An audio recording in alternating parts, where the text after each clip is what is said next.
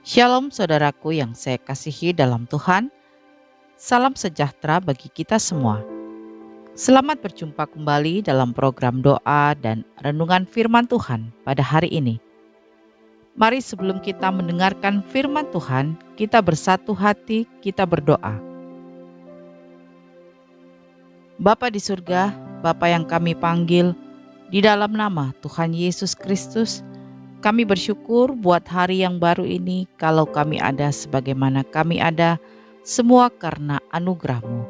Saat ini Tuhan, kembali lagi kami anak-anak-Mu. Kami akan mendengarkan dan merenungkan firman Tuhan. Berkatilah kami, berikanlah kami hikmat-Mu, agar kami dapat mengerti setiap firman yang akan kami dengar. Di dalam nama Tuhan Yesus kami berdoa. Amin. Renungan firman Tuhan hari ini berjudul, Tak ada yang lebih berharga di mata Tuhan, kecuali hati yang hancur dan pertobatan. Mazmur 51 ayat 19. Korban sembelihan kepada Allah ialah jiwa yang hancur, hati yang patah dan remuk, tidak akan kau pandang hina, ya Allah. Saudaraku yang saya kasihi, sebelum menjadi bejana yang indah dan berharga, tanah liat harus mengalami proses pembentukan yang dikerjakan oleh seorang penjunan. Tanah liat itu terlebih dahulu harus dihancurkan, dibuang kerikil-kerikilnya, lalu diolah dan harus melewati proses pembakaran. Begitu juga dengan sebidang tanah. Sebelum benih dapat disemaikan, seorang petani harus terlebih dahulu mengolah tanahnya dengan cangkul dan bajak. Kemudian mengairinya, dan barulah tanah tersebut siap untuk ditanami. Setiap anak Tuhan yang rindu dipakai sebagai alat kemuliaan Tuhan tidak luput dari proses pembentukan. Yesaya 64 ayat 8. Tetapi sekarang, ya Tuhan, Engkaulah Bapa kami, kamilah tanah liat, dan Engkaulah yang membentuk kami, dan kami sekalian adalah buatan tangan-Mu. Jadi, adakah tanah liat berkata kepada pembentuknya, apakah yang kau buat atau yang telah dibuatnya? Yesaya 45 ayat 9 bagian B. Kita harus memiliki penyerahan diri penuh kepada Tuhan. Hati yang remuk dan hancur di hadapan Tuhan, serta mempunyai rasa haus dan lapar akan Dia adalah modal menggerakkan hati Tuhan. Bukan hati yang dipenuhi kesombongan atau kecongkakan. Sebab Allah menentang orang yang congkak.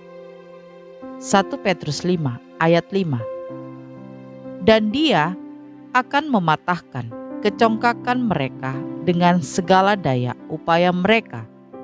Yesaya 25 ayat 11 bagian B. Saudaraku yang saya kasihi, Daud saat menulis Mazmur ini dalam keadaan hati remuk redam dan hancur berkeping-keping, menyesali dosanya terhadap istri Uria. Lalu ia pun datang kepada Tuhan. Daud berkata, Kasihanilah aku, ya Allah, menurut kasih setiamu. Hapuskanlah pelanggaranku menurut rahmat-Mu yang besar. Mazmur 51 ayat 3. Inilah korban yang berkenan kepada Tuhan. Tidak ada yang lebih berharga di mata Tuhan kecuali hati yang hancur dan pertobatan. Masih banyak orang Kristen yang datang kepada Tuhan, berdoa tanpa pernah merasakan hati yang hancur. Doa yang dinaikkan tidak lahir dari lubuk hati yang terdalam. Hidup menyimpang dari jalan Tuhan dianggap biasa, sehingga penyesalan diri pun tidak ada. Janganlah kita demikian. Mari, datanglah kepada Tuhan dengan hati yang hancur, maka Tuhan akan berkenan kepada kita. Amin. Kita berdoa. Bapa di surga, terima kasih untuk firman Tuhan hari ini. Kami mau datang di hadapan-Mu saat ini dengan segenap hati kami, dengan segenap kerinduan kami. Ini hati kami Tuhan, bentuklah kami, pakailah sesuai dengan kehendak-Mu. Kami mau berserah kepadamu. Ampunilah segala dosa kami ya Tuhan. Layakkan kami, kuduskan kami, agar kami boleh layak untuk menghampiri tahta-Mu.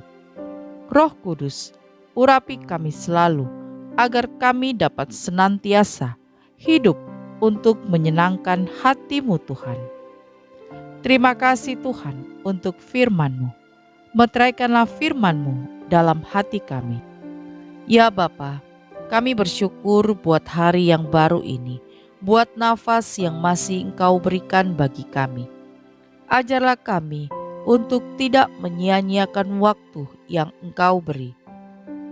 Pakailah hidup kami Tuhan, hanya untuk menyenangkan hati-Mu. Kami menyerahkan segala aktivitas kami ke dalam tangan-Mu. Berkatilah kami, baik kami sebagai suami, kami sebagai istri, kami sebagai anak, dan kami sebagai orang tua. Biarlah sepanjang hari ini kami boleh selalu ada dalam perlindungan kuasa-Mu. Ya Tuhan, berkatilah segala pekerjaan kami, usaha kami, bisnis kami, apapun yang kami kerjakan, kami serahkan ke dalam tangan Tuhan. Kami percaya Engkau Allah yang akan membuat kami berhasil. Terima kasih Tuhan. Kiranya kasih Tuhan, sukacita, dan damai sejahtera dari Allah Bapa senantiasa boleh memenuhi setiap hati kami anak-anak-Mu. Di dalam nama Tuhan Yesus kami sudah berdoa dan mengucap syukur. Haleluya. Amin. Puji Tuhan, kita sudah berdoa pagi hari ini. Saya percaya kita sudah diberkati. Sampai berjumpa kembali dalam doa kita nanti. Selamat pagi, selamat beraktivitas. Tuhan Yesus memberkati.